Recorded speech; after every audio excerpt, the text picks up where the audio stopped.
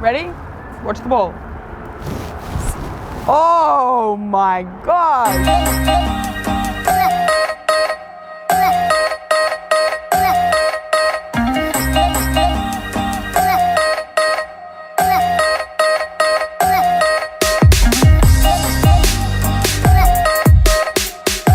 Very important question. I need your attention. Are you ready?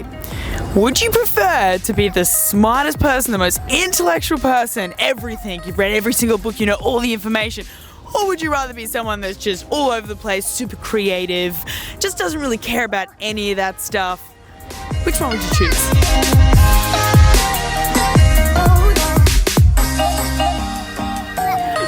Let's talk about the benefits, the good things about having that intellect in any social situation, okay? Number one is you can jump into any topic, no matter what it is, and have a base understanding of it. This is gonna help you when you're talking to anyone that's young or old or in any type of industry. And that's why it's really good, even if you just learn the basics of as many possible industries that you can, or subjects, or random conspiracy theories, whatever it is, then you're able to build on a conversation with way more people than you can. Because if you jump into a situation and you feel weird about it because you don't know or you don't have anything to say or add to it, you go silent, you retract back into yourself, you feel like you can't contribute, and that doesn't help you. So that's one awesome thing about having the intellect in a conversation. Number two of why having the intellect and having the intellect and being that smart person is you're going to pick up on these concepts really quickly. You're probably going to learn it way quicker than anyone else. So you're going to take notes, you're really going to write everything down, you're going to break it down, then you're going to break it down again so that you fully understand every single concept. But, and I'll get to the but after, I'm not gonna kill the punchline right now, okay? But the one key thing and the benefit is the fact that you're really gonna understand it and take the time, which most people aren't gonna do. Most people don't even question anything. They don't get curious, they don't go any further than the answer they need to hear, and then they drop it. So that's number two.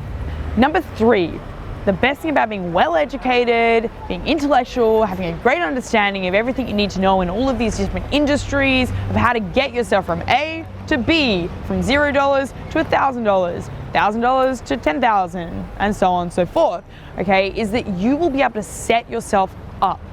Not only to have a good career, have business, have financial stability, but also in terms of investing in yourself. You'll be able to invest in the things that you are now lacking, which is great. So if you're lacking in that social understanding or that social education, now you have the resources to funnel into that investment so you can start working on yourself. Now I'm going to tell you about the other side of this spectrum, because you might have been listening going, yeah, I'm all of these things, I'm totally comfortable, I'm supported, I've got everything around me, I've built up my empire, I'm great. But why am I going out? I'm like not having any luck in these social situations. Let's jump all the way to the other side and explain what it's like if you don't have all the education, but you were totally able to let go, talk to anyone, say whatever, go out looking like a complete idiot and still have fun and still be accepted and be the life of the party. Let's explain that side of social education. Here we go.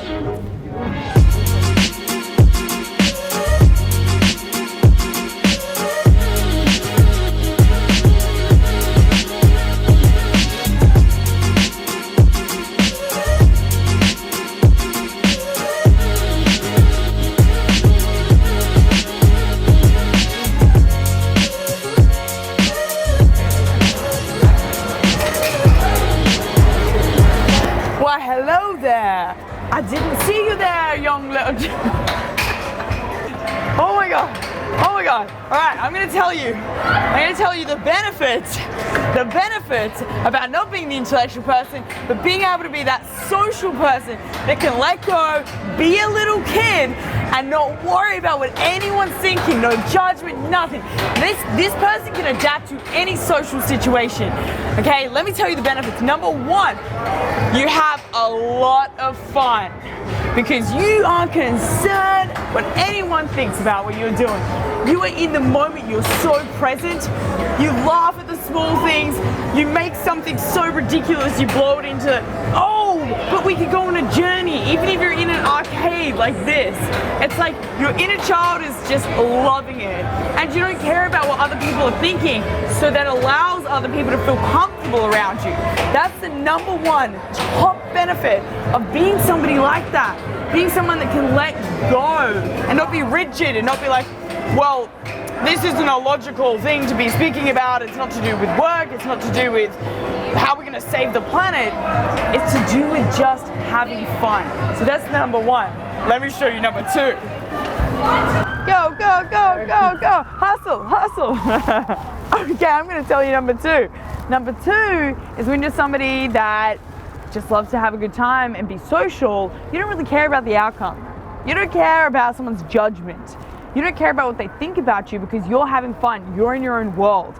That is one of the best superpowers you can have being in social situations, because you learn, no matter whether you're by yourself, whether you're with your friends, with your family, with strangers, with business people, with colleagues, you find a way to have fun with yourself, but most importantly, not care about the judgment.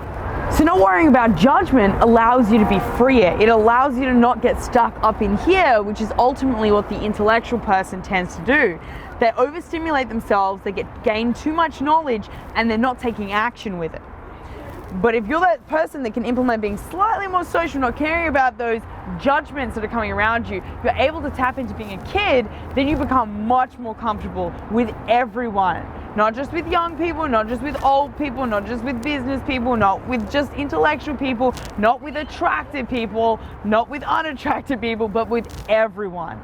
And that is really the key to being able to feel comfortable in every situation. Now I'm going to tell you number three, and then I'm going to tell you how to take the best from both worlds and merge it and integrate it so that you are coming across in the best version that you possibly can, so that you're not feeling like you're left out, you don't fit in, and ultimately you can adapt to your social situations. Let's do it. Number three, which I believe is the most incredible benefit of this, is it opens your options up completely.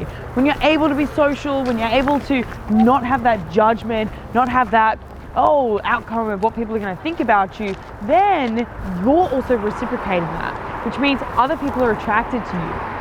And you're going to open up the doors to meeting way more people than you currently are. Say you're like, Mel, I only want to talk about these subjects, and if they're not in this industry or they don't have the same commonalities and they don't like this and that, they suddenly vanish. They're blacklisted in your brain. It's like, hey, you're closing yourself off from all of these people. So being someone that is socially educated and allows themselves to let go, they can meet hundreds and thousands of more people, which in turn gives them better opportunity for relationships, friendships, building new companies, integrating new companies together, and creating what they want to do, creating that lifestyle that they want.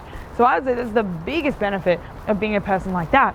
Now I'm going to tell you how we tie this all together and what you can take from being super intellectual and really socially able to let go and have that understanding and hit the sweet spot in the balance between both of them. Let's do it. Now, the best from both of these, okay? Hey, maybe you're like, I'm really intellectual and I have no understanding of anything to do with this social stuff. It just makes no sense. Hey, remember, one of the best things about being super smart is you can build yourself up, you have the intellect, you can build yourself into a position where you can invest in yourself. Now it's time to invest in what you would probably weigh up as being not something that you need to put too much into, but this is the most important thing for you. Now, if you're someone on the opposite side of the spectrum, you're always going out, you're always having fun, you're like the life of the party, like people label you as the life of the party, but you're only making a bunch of friends and you're not having any success with relationships, then you've got to take a little bit from this intellectual side, learn some theory, and then implement that so that you're focusing in the right areas to improve. Because so often the only reason why you're stuck in the same position is because you're focusing on the wrong things. You're improving on what you're already good at, and you're missing those tiny little tweaks which are going to make you really balanced and have a great understanding of everyone. Really, the ultimate goal is to be able to adapt to as many social situations, find the people that you get along with the best, and have either relationships, build businesses with, or lifelong friendships or short-term friendships, whatever it is, because each person that you are going to meet is going to play a different part in your life, in your journey, and ultimately you want to start creating that ideal life that you want. You want to start thinking like that. Start to think in 1 year, then 2 years, then 5 years, then 10 years, then 20 years. Start to plan it out and go, okay, I want to hit that goal. I want to get to that level. If you're loving this content, guys, hit the subscribe button, RSG Sarah. Follow me on Instagram, RSG Sarah with a double H, and I'll see you guys next time.